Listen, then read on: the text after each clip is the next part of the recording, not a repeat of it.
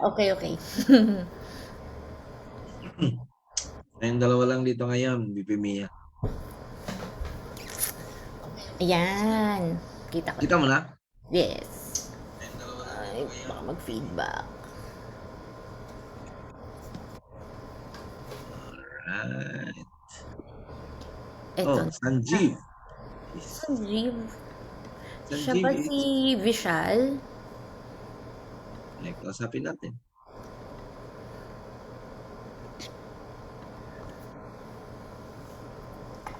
Hello, Sanjeev. Are you online?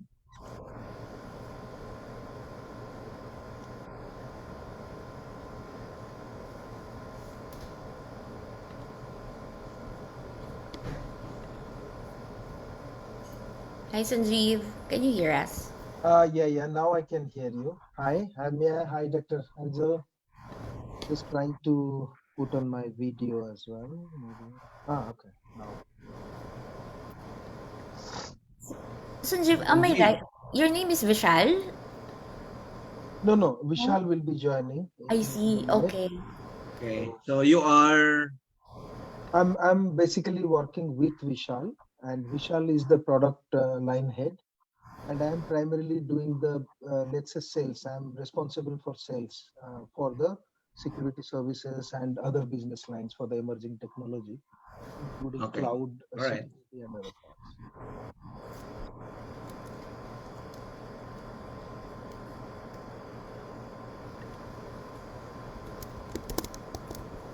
Where are you located, Sanjeev? I'm in Reading. I'm in UK. We have the office in UK near Thales. So that's the office I'm located in. What time is it in UK now? This is 9. I mean, it will be close to 9 o'clock now. 15 minutes still. I 9 have in the still morning, 15 right? minutes. Yeah. 15 minutes still left. Okay. So we are live in UK. Yeah, I think we have been really working closely with Kathy and Carlos to make sure that at least we are part of this and contribute and at least interact and see how we can at least contribute towards this community and what know-how we have and what best practices we have in other places, especially on 5G. So how to kind of share with you and also take your advice. So I think that's Mhm.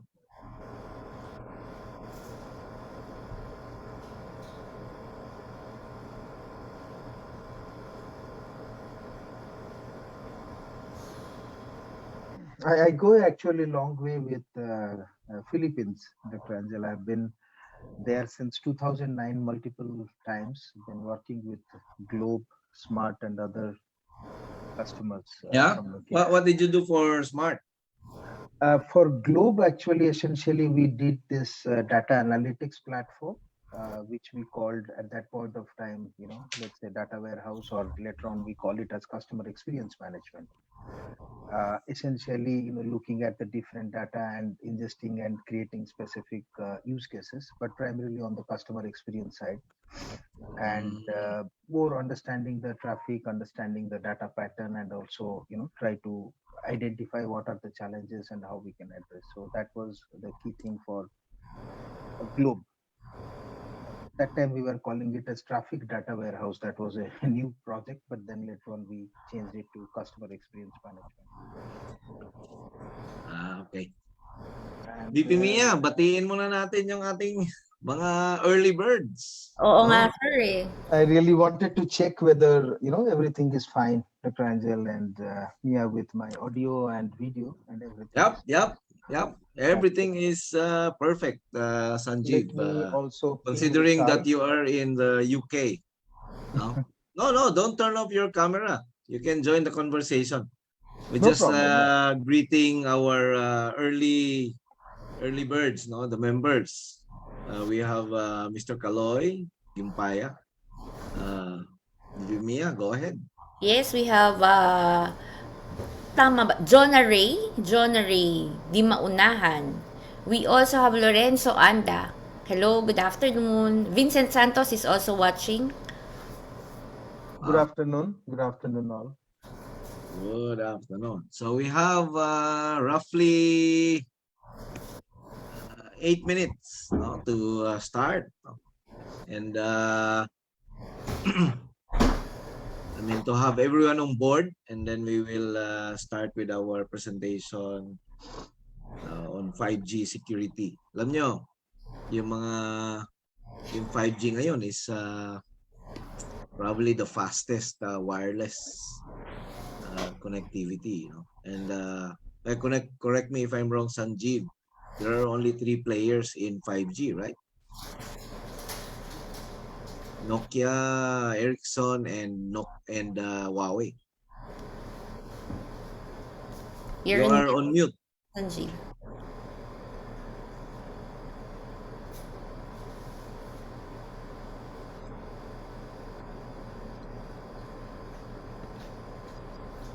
Yeah, I think you are absolutely. I was just trying to reach Vishal. My apology, and asking him to join as well. Yeah, I think we have roughly about, I would say, probably 180 plus customers as we speak from Nokia. I mean, not that all are live customers, Dr. Ranjan.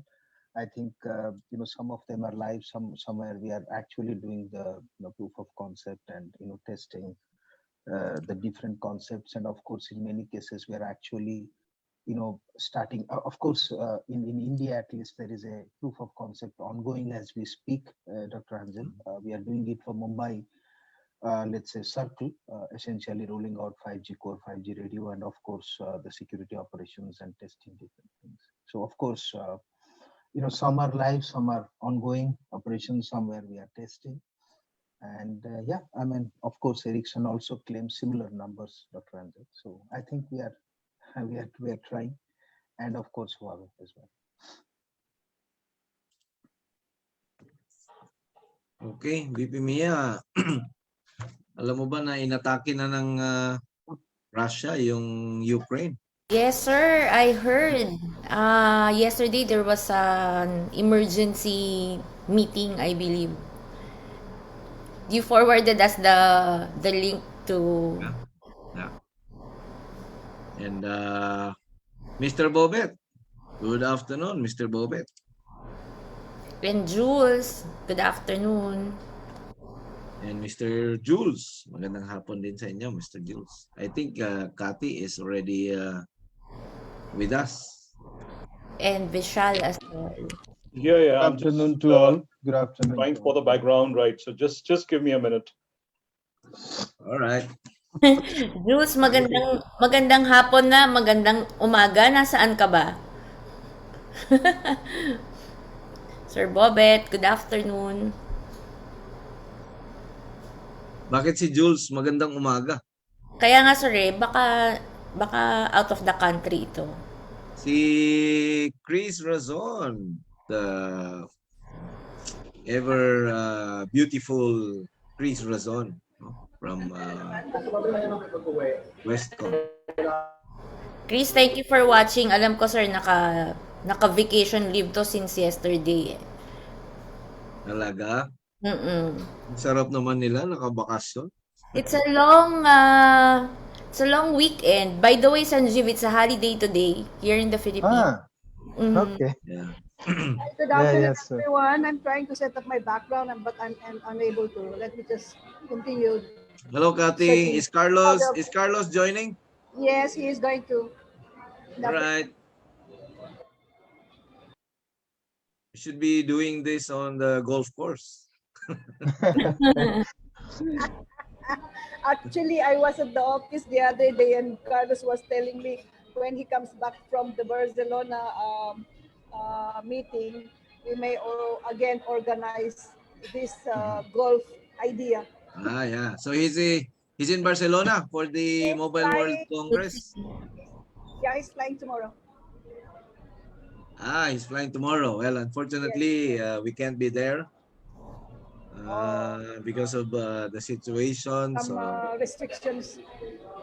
I may just have to ask Carlos to bring us whole jamon negro. We'll tell him. Yep, for the for the next Pix Pro get together. Yeah, that's correct. Hi, Vishal. Now, Hi, Kathy. Yeah, I am unable to use the background, but can you try it on your side as well? At least can we see what we want to see your face. No, but I'm on Hi, video Carlos. already, Oh Kathy. no, but where is no? What I mean is where is Vishal? Yeah, Vishal is on the call. I think he's also trying to use the same background. Hi, Hi, Carlos. Carlos. Yeah, I'm just. Hello, good. Yeah. Hello, how are you? This is Carlos. hi Carlos. Hola, Hi, hola nice to Carlos, see ¿qué tal? you. Hola, amigo, ¿cómo estamos? ¿Cómo estás? Muy bien, muy bien. That's good. ¿Y la familia? ¿Están bien? Muy bien. La familia, bien, bien, bien. Muy bien. Bien, muy bien, muy bien. Hey, tu cámara, ¿dónde está? Hay que... Un segundo, ya la pongo. Bueno. Carlos, hola. Yeah, hi everyone. Unless Carlos can hear me. Okay. Hello, Vishal. Hello, Good hello. afternoon. Good afternoon to you all as well, right? Where are you located, Vishal? Yeah, I'm in India, New Delhi. In New Delhi. All Yeah. right, okay. Hola, Carlos. ¿Estás en tu casa? Estoy en la casa de unos amigos. Como es festivo, estoy acá con unos amigos celebrando. Estás de vacaciones, ¿no?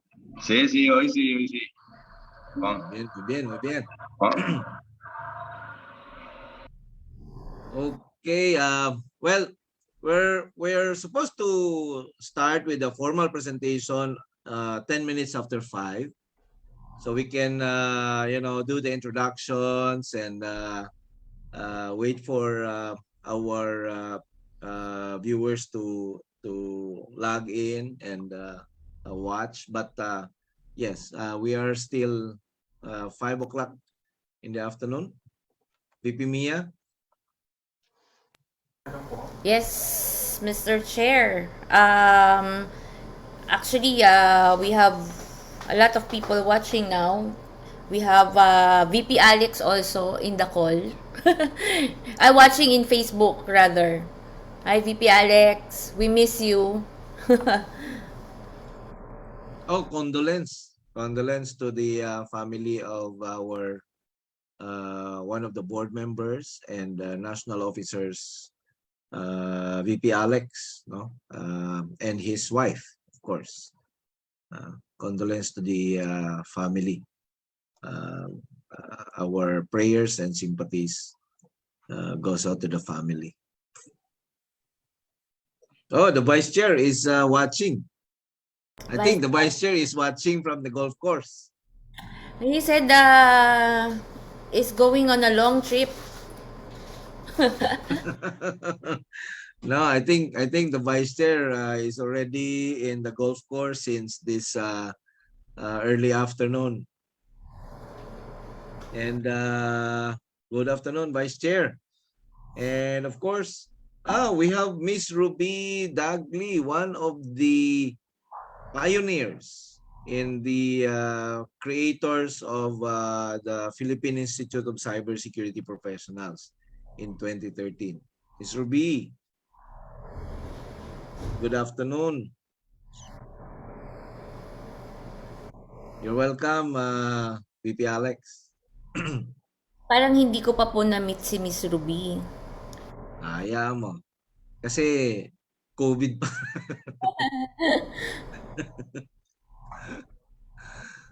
Carlos. Hola. Oh, salud, muy bien. Muy Salud, bien. salud. Salud. Hey, I got the Malbec red wine. That's good from Argentina. The best. The best. Really good. Oh, Huh? Yep. Really good. Really good. And not very expensive. No. That's a good thing. It's a fair price and high quality. That's very good. Yep. Agree to that. And Kathy, you were... Yan, si Kathy. Nasa farm ka ba, Kathy? Kathy, you are on mute, maybe. If you're Kathy, are Just you seems in to be on your mute, yeah. Oh, sorry. farmhouse? Sorry, I was on mute now. I am in Manila. I'm in the city. You're in the city now. Yes, I'm a city girl today.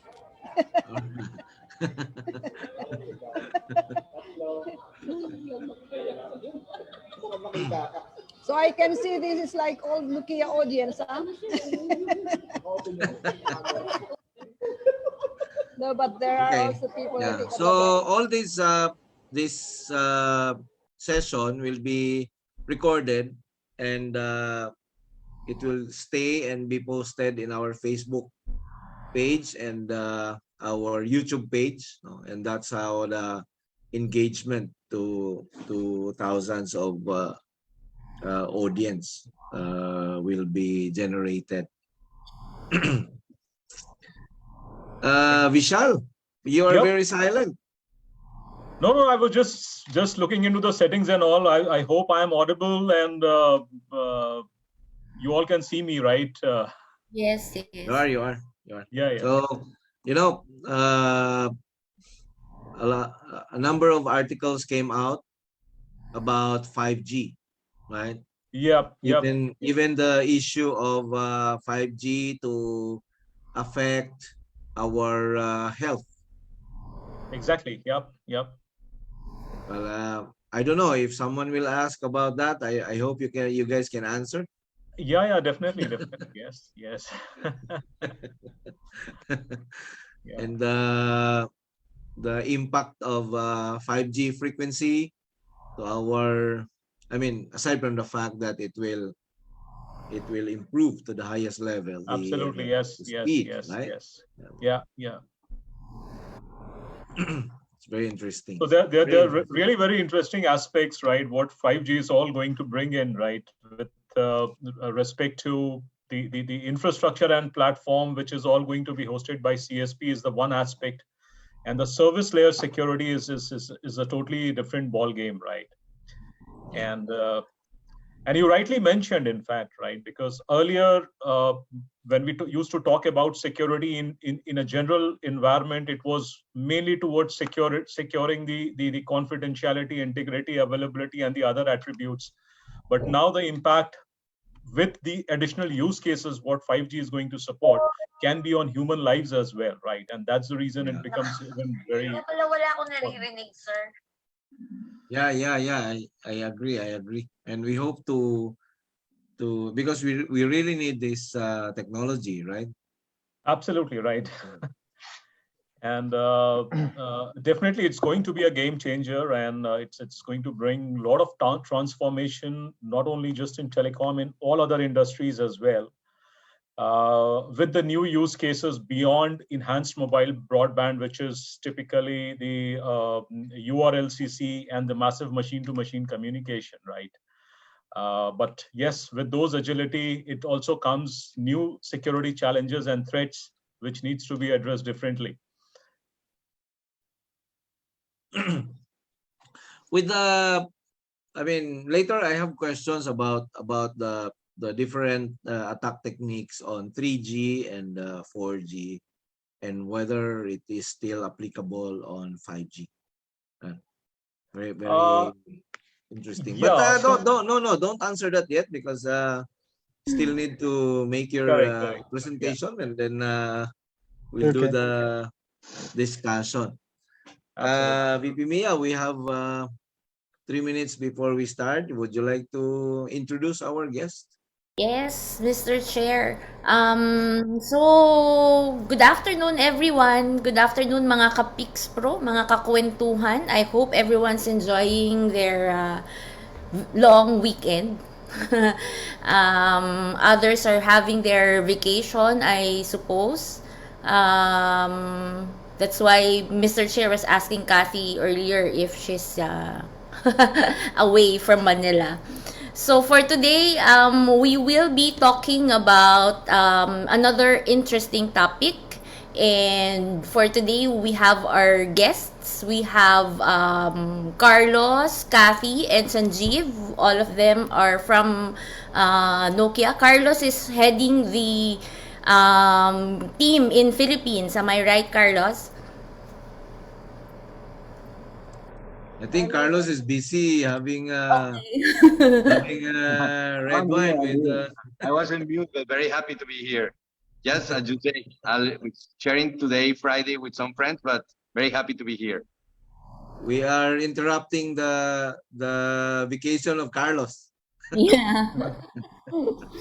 Yeah, so for today, our speaker is Vishal Sahe. Did I pronounce your surname correctly?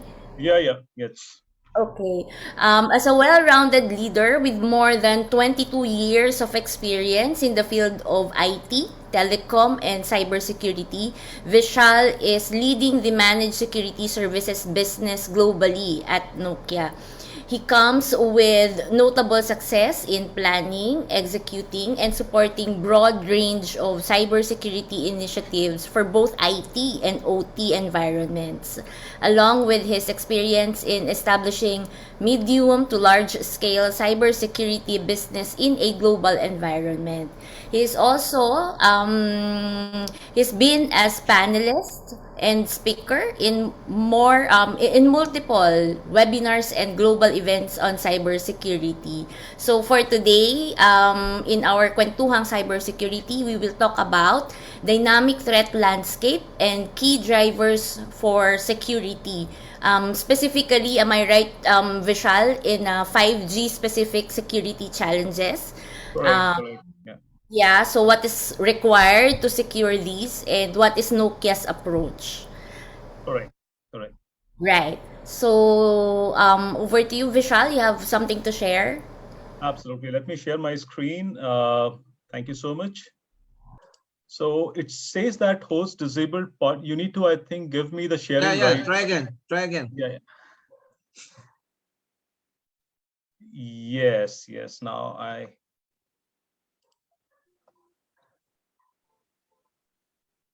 let me know if you can see my screen. Is it visible? Yes, we can. Yeah, I think this is good. Oh, wonderful. Right. So let me slightly minimize this. Yep. Right. So, okay. The topic what I'll be covering today, right? So we definitely start with a quick introduction of the people who are joining from Nokia side, and then there would be discussions on security. And feel free to ask or raise any queries. We'll try our level best to address those. So what we would be covering here that the dynamic threat landscape and the key drivers for security, right? And what does it mean in context to 5G, right? What are the things which are changing? What are the new threats it's going to bring in? And what it is required to secure it, right? What should be a typical approach? And how in Nokia we are taking this up and designing the solutions around 5G and all. So that's it's going to be covered, and then after it, let's have sort of a Q&A. You raise, just be ready with your questions and feel free to ask. Myself, Sanjeev, will try to address those. So from the Nokia side, we are four people today. So my name is Vishal Sahay, and as it was mentioned, I'm leading the managed security services business line in Nokia globally, supported by Sanjeev, who is heading the business development, and then I have Kathy and Carlos. You all already know them, right? So let me now start with the general drivers for security in the industry, right? And this is in general, nothing is specific to 5G, but when we look into what are the key drivers, right? So there are some external, there are like external forces as well as certain internal shortages, right? Which is making security very complex in today's parlance, right? Now, what are these external forces? So there are three kinds of shifts, what we typically see, which are happening. One, in the area of technology, where we are moving towards the adoption of disruptive technologies like cloud, virtualization, mobility, big data, digitization, IPification, so on and so forth. Then the next shift is on the attacker side, right? Now, there are different categories of attackers, which we know with different motives and objectives, and these are nation states, hacktivists, terrorists, cyber criminals, the insider threats, and also something which is initiated by the competition, right? The third is the shift in the threat itself, right? So with the change in the technology, or with the transformation in the technology, and the change in the attacker motive, which is getting more and more organized and sophisticated, the kind of arsenals which they are typically using these days are very, very sophisticated, right? So we know that it was all started with script kiddies, where initially we just look 15, 20 years back, and the way the attacks have matured over the period of time. And I'll talk about some of these statistics and the proof points related to that.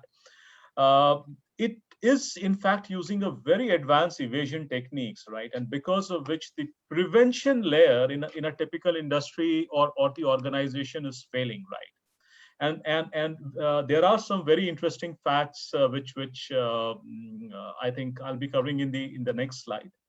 But on the other side, when we look into the internal things as well, we see that in all the countries, right, because of these major shifts, the compliance mandates are also becoming very, very stringent, right? So especially in the CSP domain, where it is now enforced on the CSPs, and not only just on the CSPs, but to all their partners to comply with the security regulations and standards. And if that is not done, then there are heavy penalties associated with that. But in order to do that, you need right skill sets, and there's a huge shortage of that, right?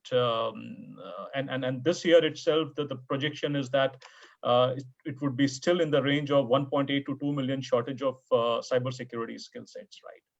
The third very important aspect here is the technology layer, the tools, right? So security is not just about one single technology or tools, right? So there are numerous tools, but how to effectively deploy, manage that into an environment and take the best use of it is something which is getting more very challenging these days. So these are some of the statistics what I would like to share, right? So there were certain analysis which was done by M-Trends and the data breach investigation reports, which studies all the incidents and breaches on a yearly basis. So there are some very interesting facts which are now coming up. If we look into 2017, right, the average dwell time is typically the time it takes to detect that a network is already compromised, since it is already precipitated. The threat is already precipitated in the network. So from the time of precipitation to detection, that's what we call the dwell time. This was greater than 200 days, right? Now in 2019, it reduced to 56 days. And in 2021, it is first time it has come below a month, which is 24 days, the average, right? Now, what is important to understand here? So though the dwell time, in fact, so the detection capability has definitely increased, but at the same time, we need to understand the logic behind it, that the ransomware attacks have also increased significantly. Now, when we compare the ransomware attack with other kinds of attacks, typically in ransomware, the dwell time is not very large, because the motive of any ransomware attack is to gain financial benefits. So it precipitates very quickly in an environment, unlike any espionage kind of an attack where it is persistent in a network and the attacker wants to remain in a network for a very long time without getting detected, right? So if then we categorize or split the ransomware dwell time vis-a-vis non-ransomware dwell time, we still see a big difference. So in case of ransomware, the dwell time is 5 days, and a non-ransomware, which still is 45 days. And it is in general, right? But when we look into the operational technology side, right? So if I talk about, say, telecom, again, it has two parts, two kinds of network running into it. One is IT, and the second is OT, where your radio transmission core, OSS, BSS, that network runs. So though there's no data which is published specific to OT, but the dwell time in the OT side is still more than 100 days, basis our experience and what we have been witnessing since last 4 or 5 years, right? Again, when we look into the malware side of it, right, which is now going to be very, it's being fully pushed into the OT side of a network as well. So the malware families which are used by the adversaries, there's a very interesting trend that only 22% last year are the ones which are in the public domain. The remaining 78% are non-public. So it means that the malware authors are also innovating. They are not just relying on updates to existing malwares. And this is all towards also ensuring or attempting to evade the detection technologies or the prevention layer, right? Now, the fourth very important part here is if we just look into the categories of attack. The attack at the application layer, which was 2 years back at number 3, is now coming to number 2. So the application layer attacks, which is exploiting the layer 7 vulnerabilities to get inside a network, is something this is increasing a lot, right? So what does it mean? Because when we design security, we mainly look at it from the network and the infrastructure perspective, right?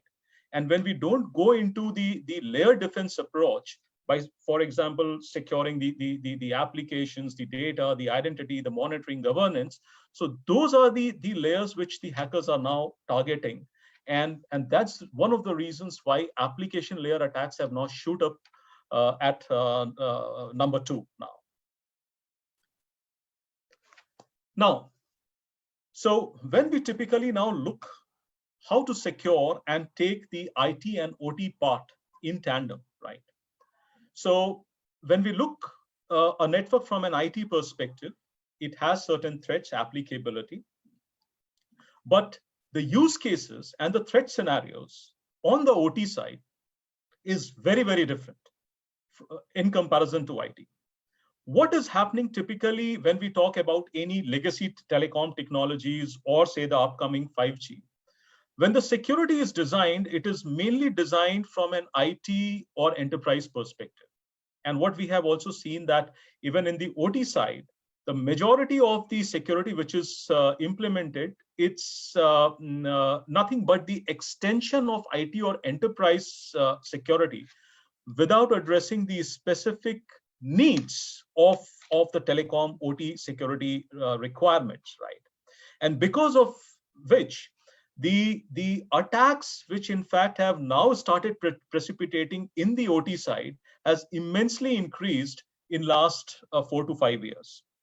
And there are some examples which are now have also started coming in the public domain. I'm sure most of you would already be aware of. So what is important to understand here that while designing security, right, the IT and the OT both needs to be taken care of and has to go hand in hand, right? Now let's try to understand, right, when we say the security from a 5G perspective, right, what are the new things and what are the top 4 or 5 challenges it's going to bring, right? The first is that, and if we compare 5G with legacy technologies like 2G, 3G, 4G, right, it is going to increase the attack surface, right, with exposed interfaces and APIs from virtualization and cloudification of the network, which was not that significant in the previous technologies, right? And then there is also a dramatic increase in the number and type of access to the 5G virtualized environment and the expansions in the number of CNFs, VNFs, and the network elements, right? Now, I'll just like to show you one diagram to elaborate this.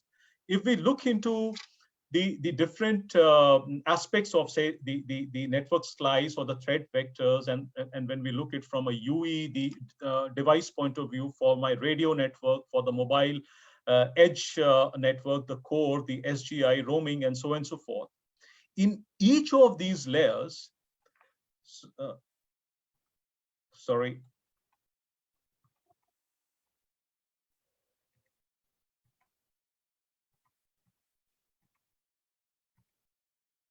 in each of these layers, you would see that there are enhancements. For example, the virtualization, the container, the issues related to the APIs.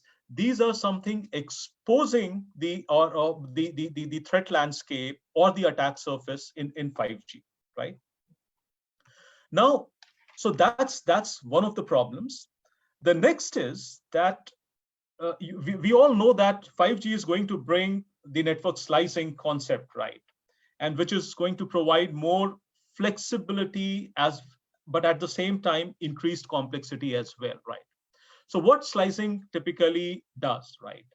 So it splits the network, right, into service quality from a bandwidth point of view, as well as unique security policy, which could be applied to each slices. And each slice may be supporting different kinds of use cases, right? And as we grow with the number of slices, the administrative efforts, right, to ensure that these slices are isolated and a separate resource configurations are allocated to each slices. So the complexity in configuration management becomes very, very high. And because of this, there are high chances of configurational flaws, which could induce vulnerabilities into the slicing layer, right?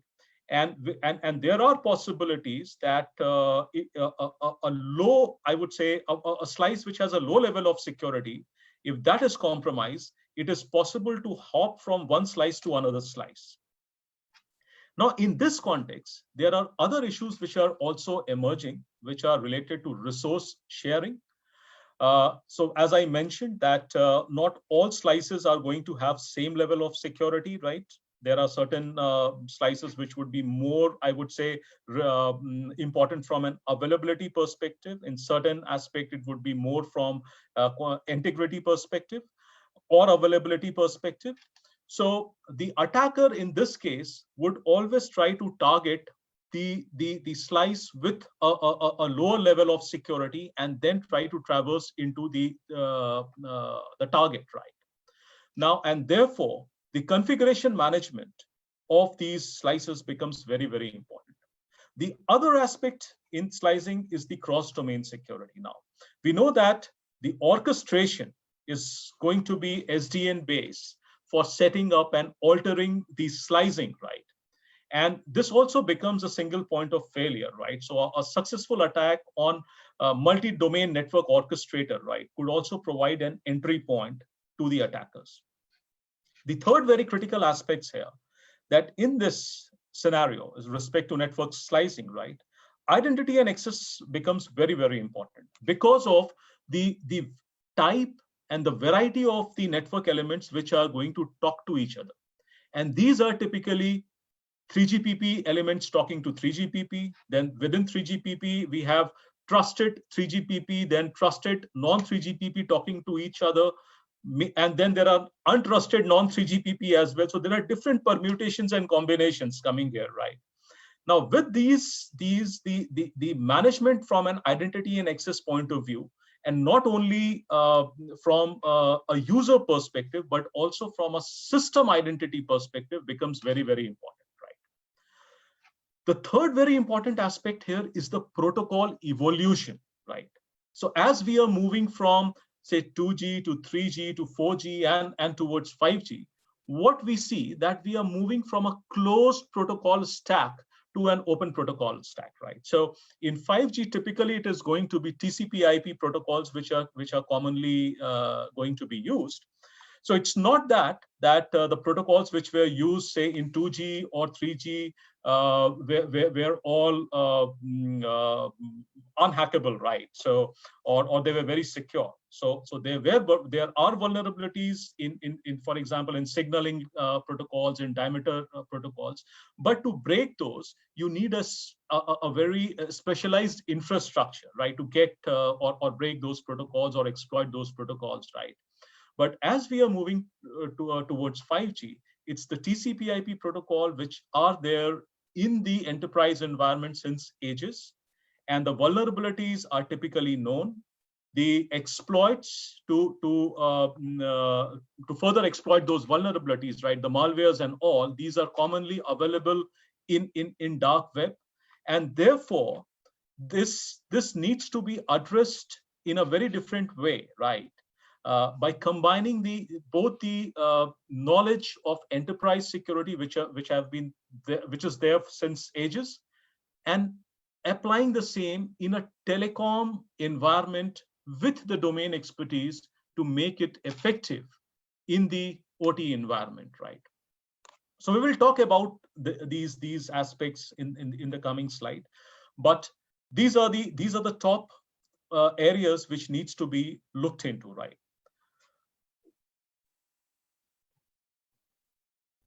Now, to address or to overcome these kind of, I would say, security challenges, 3GPP also, in fact, have enhanced the overall security posture for 5G, right? So, for example, if you look into the 3GPP guidelines, so what are the improvements? So the air interface security has become stronger, right? So there is an enhanced protection for user privacy.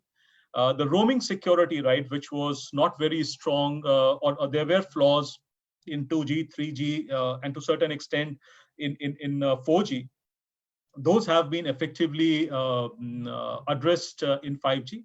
And then there are enhanced and strong cryptographic algorithms which are also introduced in 5G, right? But in order to effectively implement this, right, the entire recommendations of 3GPP is divided into 6 domains, right, which is starting with the network access security, which takes care of the security of the radio interfaces, and to ensure that a proper authentication and the access service happens between 3GPP access and a non-3GPP access.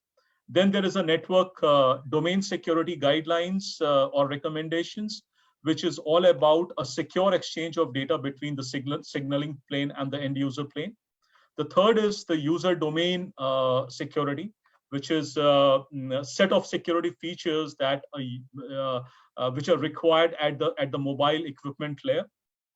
Then application domain security, service-based architecture domain security are the 2 other aspects. So application domain security, in fact, focuses or enables application in the user domain and in the provider domain to exchange the messages securely, right? So there are recommendations and guidelines for that.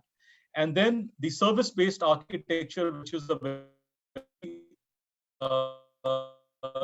key component of 5G, which in fact sets the security features that places a very heavy emphasis on the services at the primary architecture component of 5G, right? So here the network element registration, the discovery and authorization security, protection of services are all going to be taken care by the service-based architecture domain security.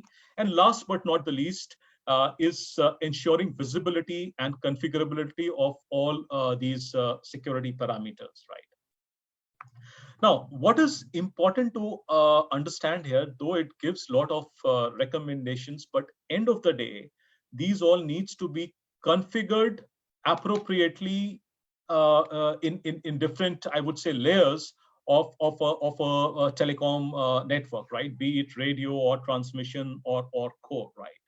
So I will come to the point. I'm going to touch the issues, but why this is important to understand is you can relate this with the configuration, the importance of configuration management in a telecom network, right? Now, so till now we were all talking about the problem statements, right? So what's going wrong and what are the different threat shifts, attacker shifts, and the motives in that attacker, and what are the recommendations, right?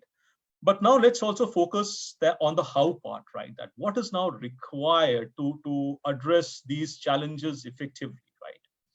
Now, when we look into the given security frameworks and standards, I take ISO 27001. There are more than 114 controls. With the new version which is coming up, it is reduced to now 93 or something, which is still going to be published. But those frameworks definitely gives a very strong, I would say, guidance or best practices to strengthen the process aspects of security, right? But when we look into from an approach perspective, these 5 areas need to be addressed. It's very important, right? If we just look into in terms of the priority. So first, that what we have seen that security in many places is in the organizations come as an afterthought, right? What is important that it has to go at the design stage itself. And while designing, it has to look from look into the solution from 3 perspectives. The first, definitely security. The second, privacy, and the third, compliance, right? Because these 3 areas becomes very, very important and must get embedded into the design, right? Now, when we say secure by design, what does it mean? So the principles, what we typically follow are 3. First, ensuring that the defense in-depth principle is applied, and I'll talk about what defense in depth is. Then the next is the zero trust, and the third is an adaptive security model, right? So if we follow these principles in our architecture processes, the technology layer, it provides a reasonable level of assurance as far as security or data privacy is concerned, right? Then comes the configuration management. Now, if we see the kinds of attacks which are happening in the enterprises, or especially if I talk about the telco environment, and especially in the OT side, and there are attack life cycle, we all are aware, and we'll talk about that, like Mitre attack framework, and then there is a complete cyber kill chain, which are and these are very commonly published in the public environment as well, right? But in all these patterns, when we study, we see 3 things coming out very, very clearly. The first is either the existing vulnerability is identified and compromised. So network, there are vulnerabilities which are running in the OT environment, not addressed effectively, not mitigated effectively, and those vulnerabilities are compromised to execute certain action.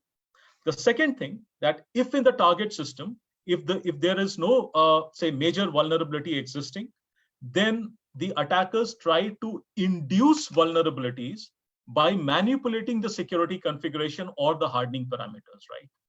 So that's where the security configuration and the vulnerability management becomes important. And in order to do these 2 activities, the compromise, it always tries to compromise and the privileged user ID, which is the identity management. So there is the attack on the identity management layer after having the initial access, and then using that privileged, that ID to escalate the privilege to a certain level, do the configuration manipulation, or exploit a vulnerability, execute, and then come out. And in this entire thing, when it happens, in most of the cases, what we have observed, that the attack remains in the network for a very long time. And in certain cases, even more up to 6 months to 1 year as well. And by the time it is detected, the damage is already done.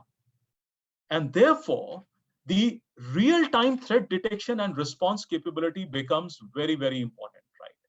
And that's there are new technologies which makes it enable with, if we put a right domain expertise with these technology layers, we can definitely make it very effective to counter these challenges. So let me now touch on the three principles which I talk about: defense in depth, the continuous adaptive security, and zero trust. So what do we mean by defense in depth? So defense in depth is, so each network has different architectural components, right? And it's divided into different layers or segregated into different layers, right? So defining different and complementary security tools and solution individually in each of those layers and the architectural components is extremely important, right? And each part of the network has to be protected independently with respect to the other parts, right?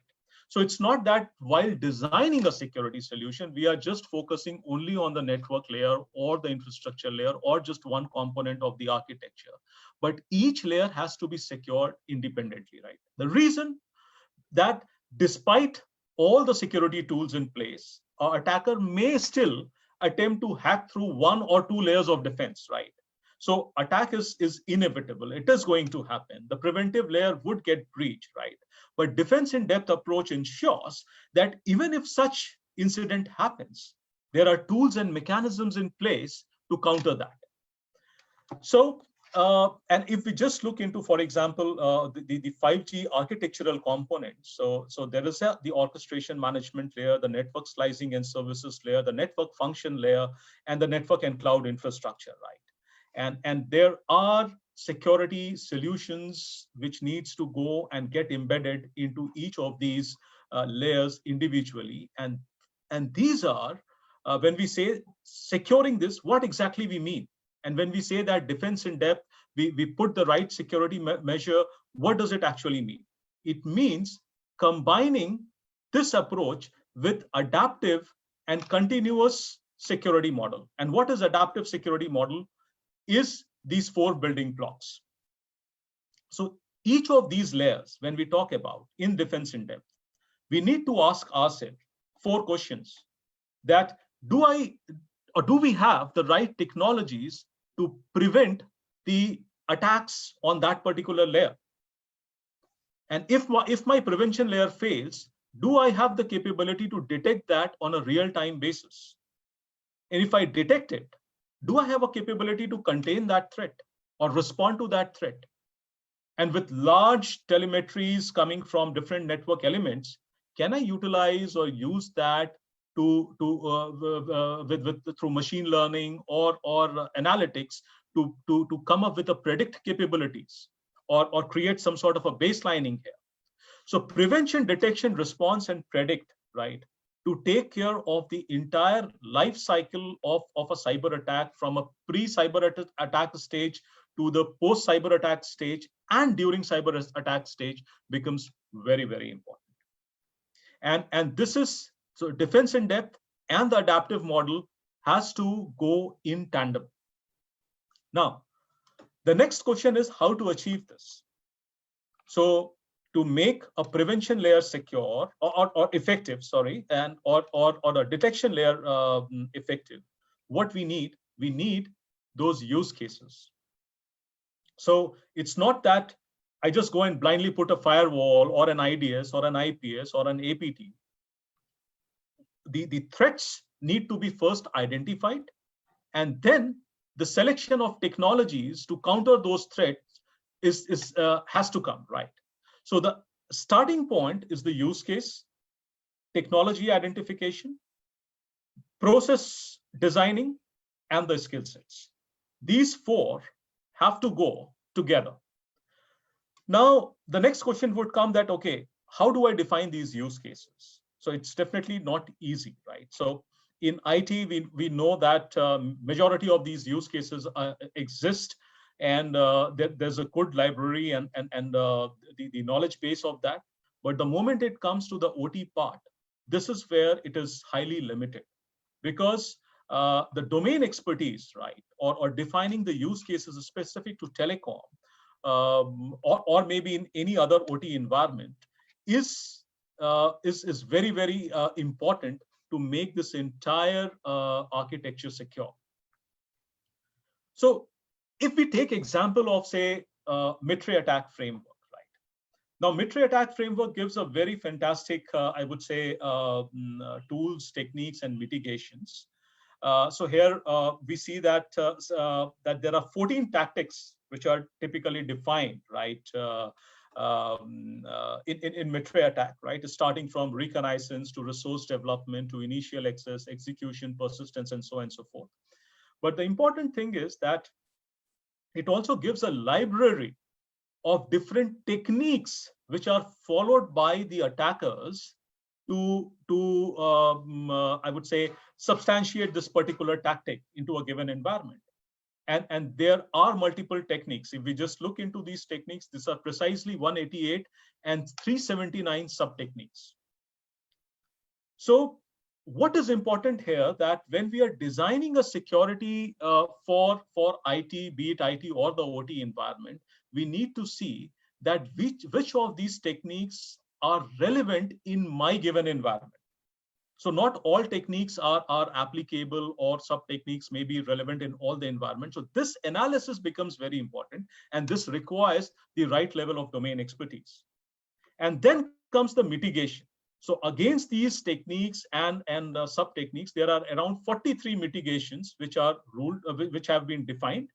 And this again needs to be implemented as a part of our security approach while designing the security architecture for the telecom environment, right? So many of these things, again, when I look into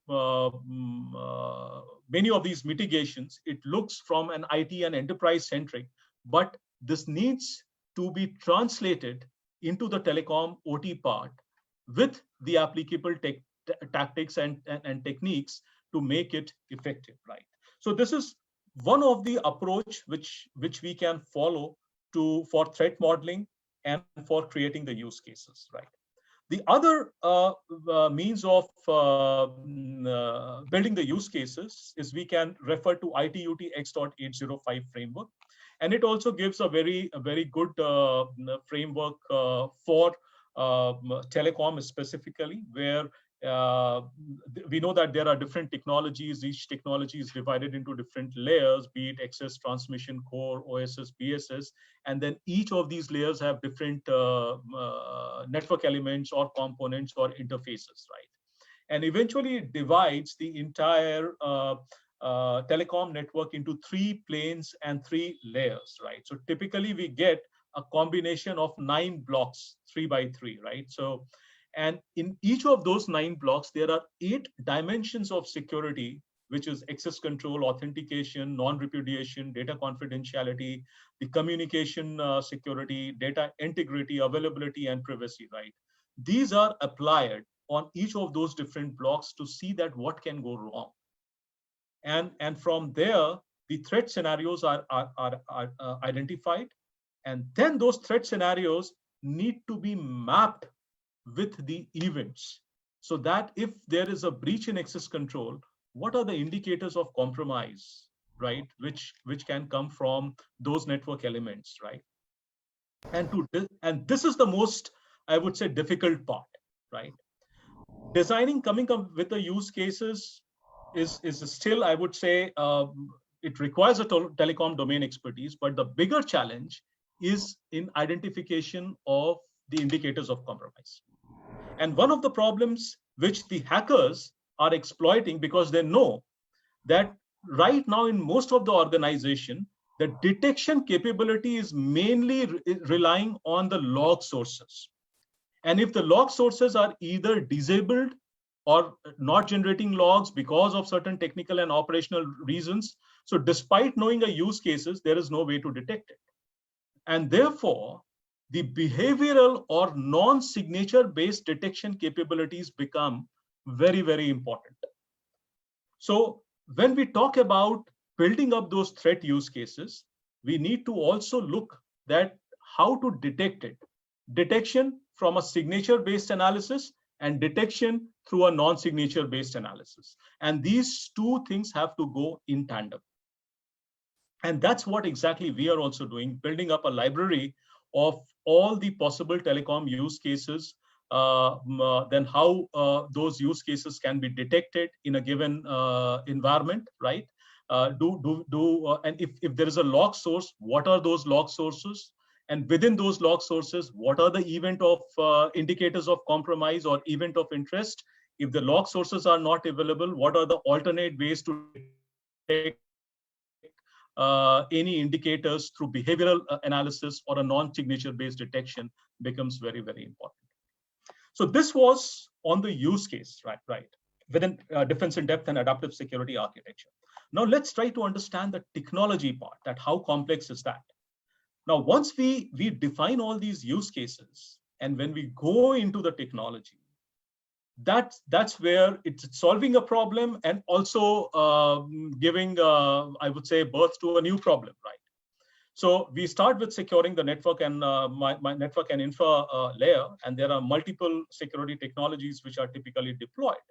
When the network layer is secured, then we realize, okay, something wrong with my application layer is exposed. And then I apply multiple technologies to secure my application layer. Then we go into the data layer, identity and access management. So typically when we look into a network or an ecosystem, we are overwhelmed with numerous security technologies. How do we make it effective? How do we make these technologies talk to each other? How do we ensure that we are deriving the real value from these investments?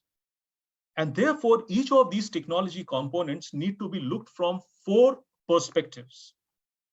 The first, that technology definitely is mapped with a, I would say, threat scenario or a use case. For example, a very simple example, firewall. The purpose of a firewall is to prevent any, say, the basic, I would say, use case to prevent any unauthorized access to a network, right? But can a state-of-art firewall, just the technology itself, can achieve this? The answer is no.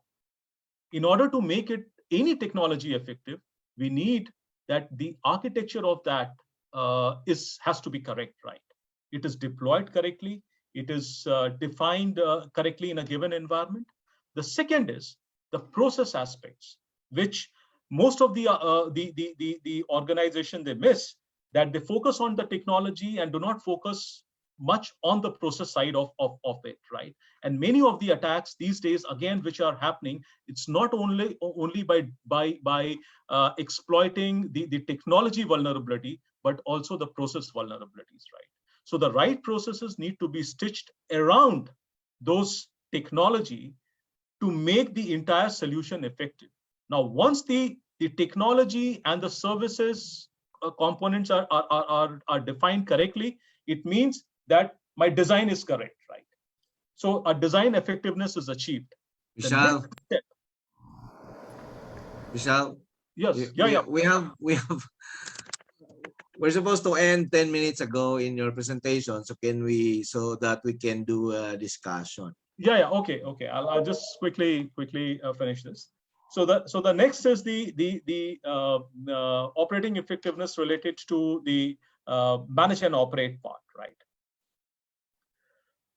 Now the third is the process layer. Process layer, what we see is something we know that any network, there are multiple security regulations, standards which need to be complied with. And these are different standards which any telco or across globally needs, they need to comply. And how to make these things effective is we have to take those foundational sources, and each of these foundational sources need to be converted into a unified security control framework.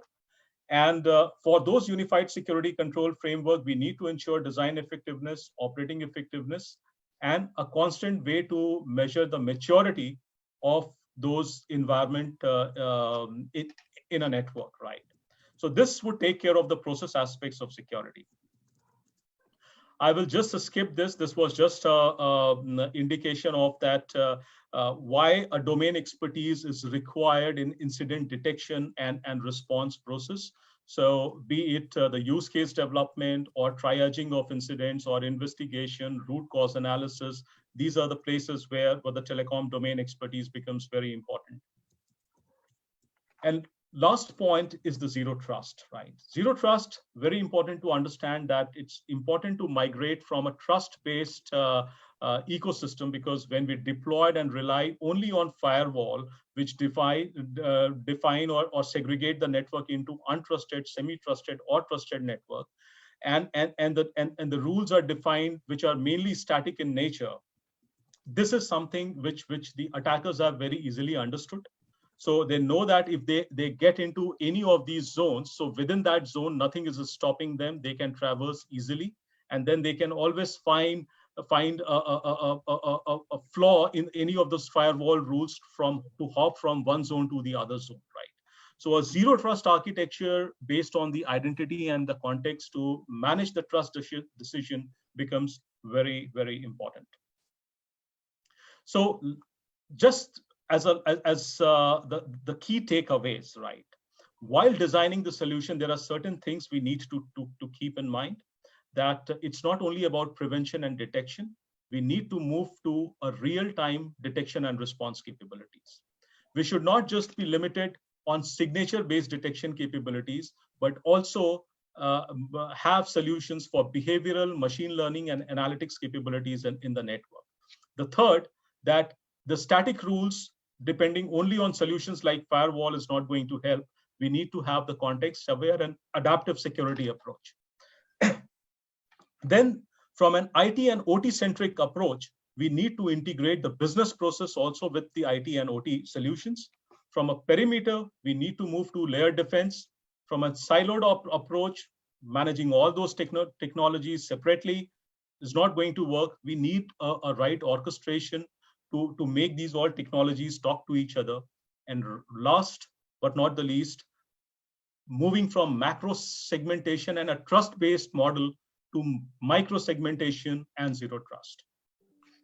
So with this all, right, I would like to just end here. And this is just a snapshot of how a typical services could be designed in a given environment, starting from risk assessment to the GRC, the infrastructure management, and monitoring and response capabilities. So that's all from my side, and I'm open for any questions, right? All right, thank you. And sorry for taking some additional time here, right? Yeah, thank you, Vishal. You can stop sharing now, so we can have the.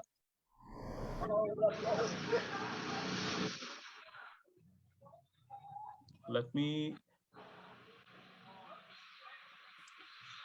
just a sec.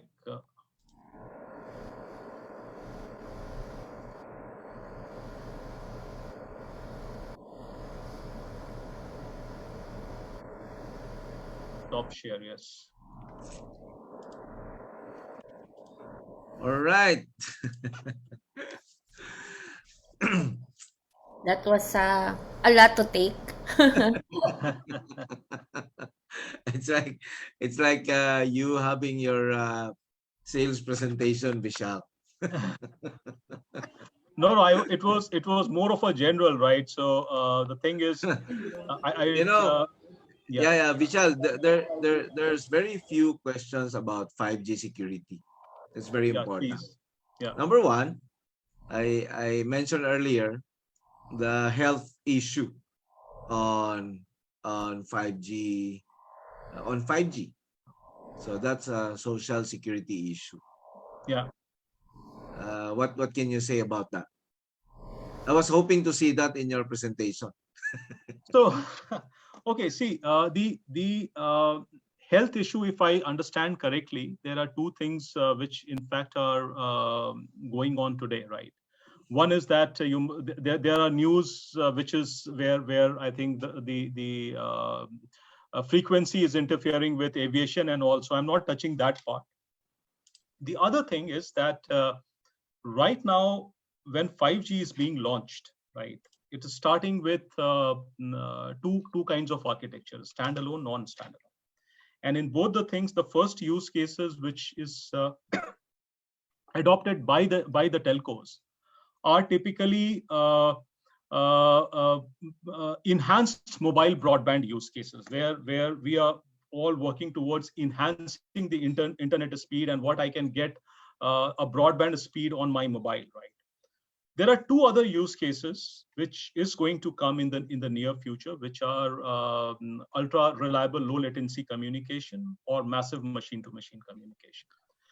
The URLLC and such kind of a things is going to be used typically in the health sector, right? For example, to do any robotic operation, right, or a surgery, where the No, doctor. Vishal, before you go into that detail, I mean, you probably read articles about people worried about their health on 5G installations, right?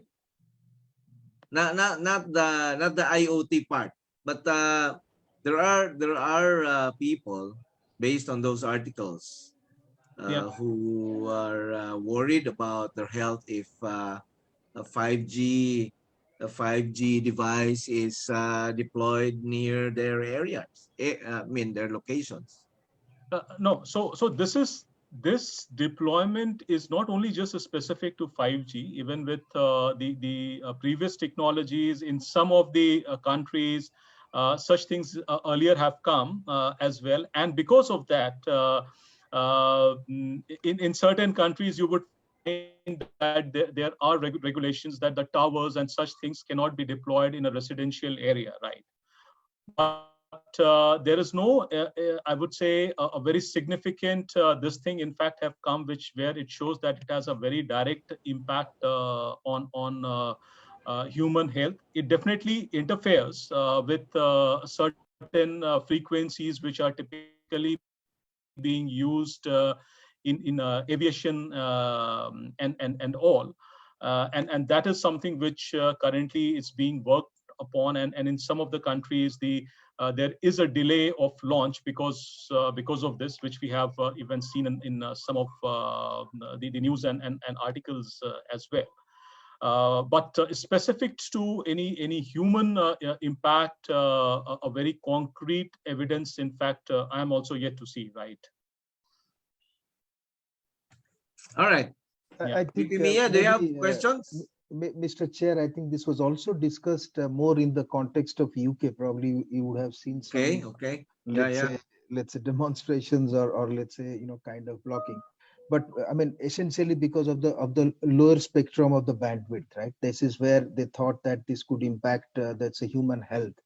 But we haven't really seen. I mean, UK, all the four bigger operators, they're already on 5G. Be it British Telecom, be it Vodafone, 3UK, 3 Ireland. So of course there has been some complaints and challenges, but we are yet to see a very concrete evidence of that, Mr. Chair. All right. And, if I look at UK probably was one of the country where yes, there were some demonstrations and objection. And when you look at the recent incidences in US, I mean, they were more telling that this will interfere with the aircraft altitude system, maybe the A320s and the older aircrafts. But again, we actually explained that, in UK or even Germany, in many places, we're already on 5G without that impact. So some of these, let's say apprehensions were actually clarified, Mr. Chair. Okay. Well, that's good to know. That's good to know, Sanjeev, because I mean, we just read these issues on articles and news that are available to us. And of course, we don't have the capability to test. Yeah. I think probably the last example. 5G signal, right? Yeah, absolutely. Probably the last example in a country like India, probably you can see that we are getting ready to launch 5G in end of 2022. I mean, I mean, each of these, let's say, operators have 300 plus million of customers. So if you really think that, there is impact on the human health, I mean, we are doing tests as we speak in one of the most populous circle in Mumbai and other circles. So we have not really found something, That's great. That's great. It would be it would be good if Nokia can release publicly the result of this test, because it will definitely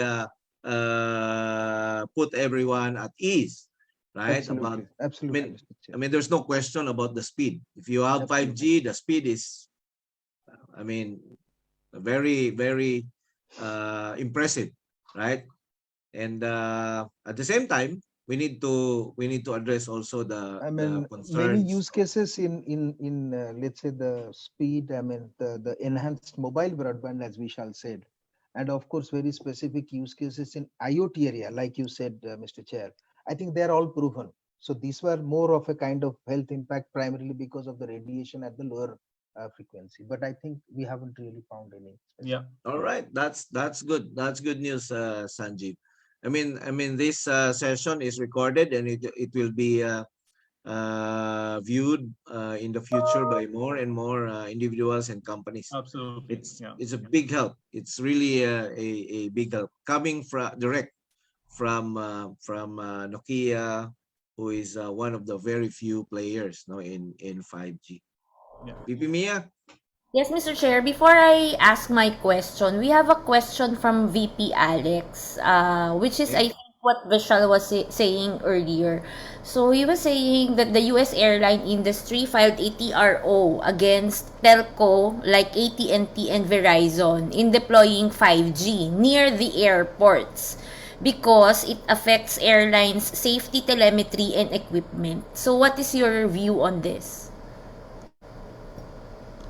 Yeah, those discussions and that study is currently going on, right? And we know that the 5G is still in the test phase, and there is a separate division, right, in Nokia, and not only in Nokia, and with the other similar companies as well, who in fact are studying this.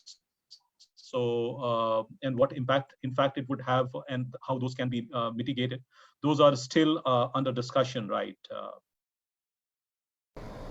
I see. Okay. You mentioned earlier, Vishal, that it's use case first, right? You said use case first, and then that's when Yeah. we proceed in terms of security.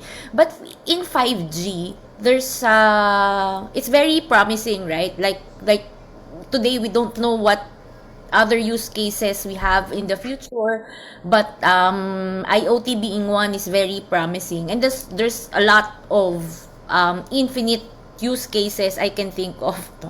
So how can security cope up? No, so that is where I think, in just to prevent us from getting lost, and you are right, when we look into security, there could be multiple use cases, right?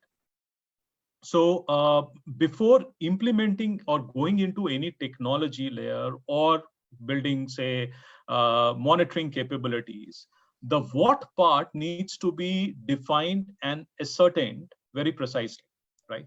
For example, if you are launching 5G with a non-standalone architecture, your threat scenarios would be different than if you compare that with a standalone architecture, right? So depending on that model, what is currently, and suppose if you are running only with, say,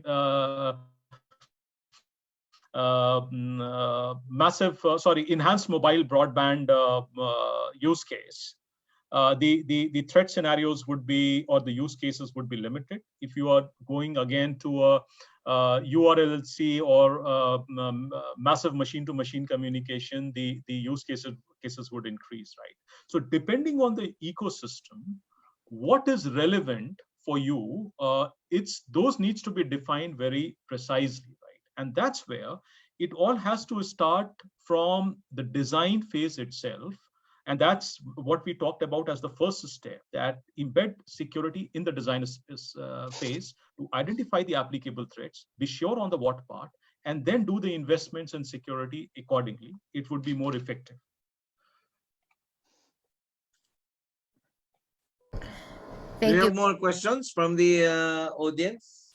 Mr. Chair, we have a comment from Kivus. Sorry, I don't know how to pronounce your name, but he's saying, as a former CCTV operator, an operator should have skills and hints on how and where to focus. Plus, it's much better that camera are guided, not the automatic rotations, as majority of industry have in the Philippines. He also said that the conflict is that CCTV can become an eye for skilled hackers. So what's your opinion on that? No, VP Mia. Before Vishal can answer, VP Mia, that is one of the reasons why 5G, when it becomes fully operational, everything will be, the speed will be improved to the highest level, including access to IoTs and IoTs access to the internet. And that is also the reason why my CCTVs at home are not connected to the internet. Because exactly what Kiev Voss is saying, even your smart TV, right? Your smart TV connected to the internet, you think you are watching your TV, it's your TV that is watching you. That's actually the worry, right? And it can terrorize a family. It can terrorize a community, and that is why one of the immediate actions that we need to do is we need to be at par with the 5G technology in terms of security. Yes. Right. No, I think very, very valid point, Mr. Angel. No, so coming to that answer, right?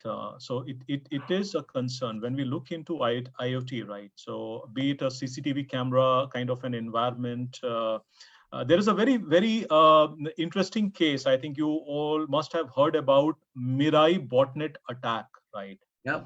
Yes. So in Mirai, in fact, they compromised the CCTV cameras thing, and they used that to launch installed bots in different the software and the firmware, and then that bot used to initiate traffic to a particular destination.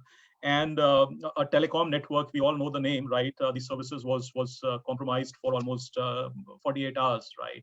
So yes, there are possibilities, and typically when we look into an IoT kind of a setup, so you have different layers starting from the sensors, then you have aggregators, then there are different, you have cloud network, and then communication from aggregator to cloud. And there are applications, and then there are to and fro communication. So in all these, in this given architecture, again, each of these layer can be compromised as well, right? So it is very much possible, as what you mentioned. Yes. And we are not talking about security on the ISP side, right? Yes. We are talking about Exactly, security on the user side. Right. Correct. That makes it even more challenging, because Yes. we are Yeah. improving the speed to the highest level. If more than 20 years ago, the speed of 256 kbps can be used to attack a distributed denial of service and actually bring down an organization or even a country, how much more if we have GBPS and Right? Yeah. hundreds of GBPS or 500s or 1 terabytes of, my God, that's a nightmare. It can bring down a country. True. Yeah, absolutely right. And going forward, right? So this cyber attack is definitely going to increase, right? It's so we all are now moved from the conventional war to a cyber war kind of an era, right? So where these things are going to be very, very common, right? And each organization needs to be fully geared up against it, not only at the organization level but at the nation level as well. Yes, right. Yeah. I remember the other day we were talking about, home automation, And having Alexa at home, one of my colleagues said, when we talk about our passwords, we just whisper it so that, Alexa, Yeah. Alexa will not know. Yeah, we have a question here from Jules. Jules is asking, may we know if there are any cybersecurity frameworks being defined in the 3GPP specifications? So how can 3GPP cope up with the emerging demands of security, like connectivity, applications, data privacy, device, etc., in the mobile space? Yeah, so if you just look into, first of all, 3GPP itself gives a lot of security guidelines and recommendations, right? Which and in one of the slides, I tried to cover that there are 6 different principles against which there are guidelines which have in fact come from 3GPP. So first aspect is to definitely ensure that those recommendations are effectively implemented in the environment.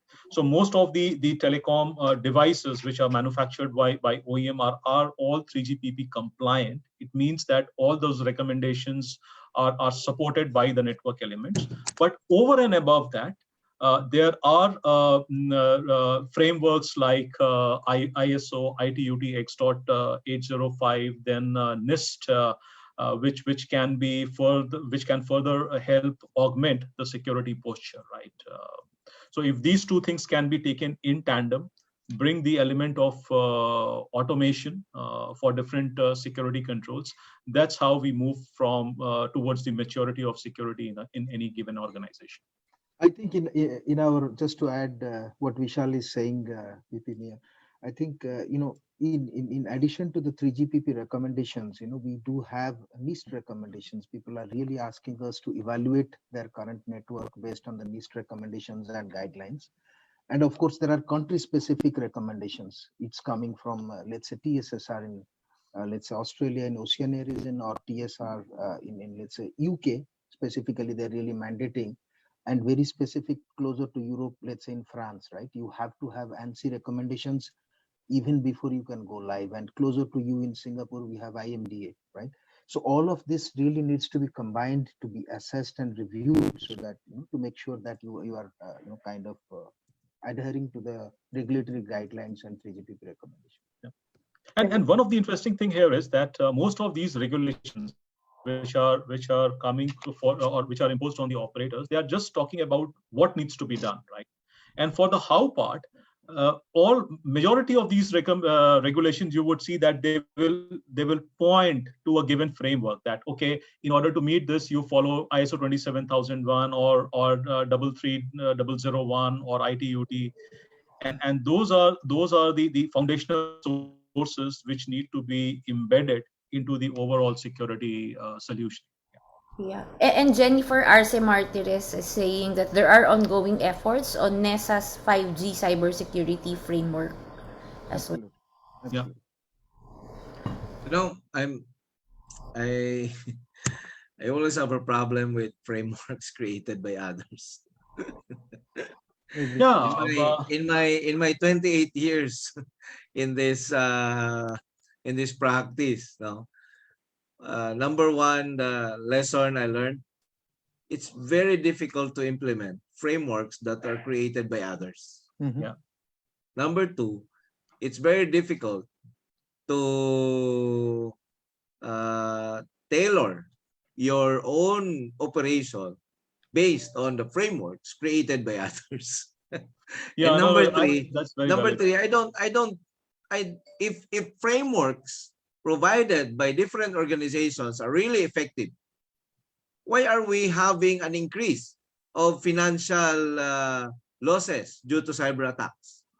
Yeah. Why are we having an increase on data that is being stolen year on year due to cyber attacks? And majority of these organizations are implementing their cybersecurity practice based on frameworks.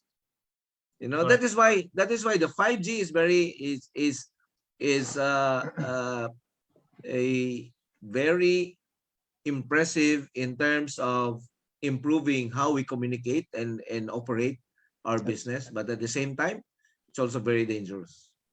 And if we are going to base our cybersecurity practice on frameworks created by others, I think we're fucked. Yeah. No, I think it's what you have said, Mr. Angel, is absolutely right. For example, it's not about taking any framework and applying that blindly, because that's not going to help any given point of time. It has to be. It just gives a sort of a ready reckoner kind of a thing that, okay, these are the best practice, but each of those controls need to be customized for a given environment, and that is and then the framework that comes up is specific to that organization. And in this, there are two parts to it. One is the design part, that whatever I am defining, is it designed correctly as per my environment or not? And the second is a continuous governance to ensure the operating effectiveness. And wherever we, in fact, in all my auditing experience and all, what I have come across that in majority of the areas, even where the design part was done very clearly, there were weakness in the governance layer, and the operating effectiveness of the security controls were not ensured properly into the environment, and because of which the security incidents and those things used to precipitate. So I think, yes, it requires a lot of customization. Correct. Absolutely correct, Mr. Chair. I think, I mean, of course, the framework gives you some guidelines, but as we speak, when we really look at the organizations, we have to look at your organization as an example, look at what is there on the ground and what we should do. And I think, Mr. Chair, you were also asking a similar question in the beginning of this webinar, right? I mean, of course, there are challenges also existing in 3G and 4G. Those really does not change in 5G when you really look at the security configuration management or you look at vulnerability management. Those were having, these are really, top threats earlier. But with the complexity of the 5G network, this is even becomes more challenging and becomes more mandatory to look at your configuration management, monitoring and assurance, and the vulnerability management end-to-end life cycle more critically. And this is only can be done for your network. I mean, framework can only say, guys, look at the remediation, look at the recommendations, but how we implement effectively, test of effectiveness and test of really design, that's very important, Mr. Chair. Agree, Sanjeev. Before we when I close this, it's very interesting. 5G is a very interesting topic, but 5G security is more interesting. Yes. For that matter, I want to ask you. 5G and IPv6. What would be the impact if we are already using 5G and we have fully implemented globally IPv6? Impact on security. Have you thought about that in Nokia? No, absolutely. So with respect to IPv6 and all specific, the threat scenarios, what we in fact just were talked about, Mr. Angel, right? It's those are not going to change, those typical use cases and thing. We just need the compatible technology and the configurational level, I would say, advancement to ensure that it fully complies with the new model, right? But for example, if I just take my core network, the threats which are currently applicable, say to a 4G EPC core or a 5G, those are all going to remain constant. And with the change in these technology, whether moving from IPv4 to IPv6 or in any transformation, that adaptation definitely needs to happen, right? So the global community, I mean, IPv6 would definitely help in investigation aspect, right? Yeah, so absolutely. So with all these technologies, with the advancements, there are increased benefits, and not only benefits. Each technology also come up with certain new challenges, right? Which were not there earlier, and therefore needs to be looked in that context, right? So what we in fact have done that for specifically, if you ask that, we have a dedicated center of excellence where we have a simulation of all the technologies starting from radio transmission core for 4G and 5G. And there is a R&D center where we keep on testing all these use cases, any new technology which is coming up. Then it's all being tested in a lab environment, and that's what we are using to build our own library of use cases which are applicable to a given technology, right? And that's what we are also designing in our global delivery centers, which is the Security Intelligence and Operations Center, where these use cases are implemented and supporting our customers, right?